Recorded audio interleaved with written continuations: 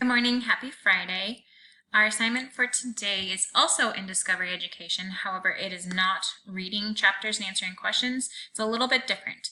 So please follow the directions listed in Google Classroom. It says go to your assignments in Discovery Education. So you can access these assignments in a couple different ways. You can go to your assignments in Discovery Education, or you should also just be able to click on the links attached here in Google Classroom. So the first one, it says, I'd like you to watch this 5-minute video called The Seasons. So click on the link and please watch this really short video on the seasons.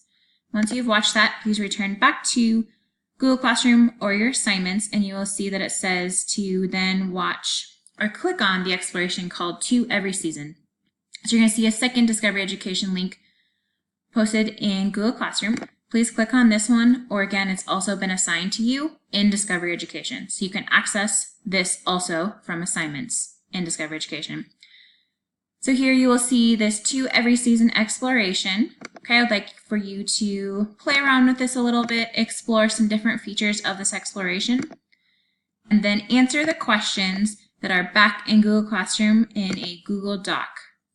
Please use the exploration to help you answer all of these questions.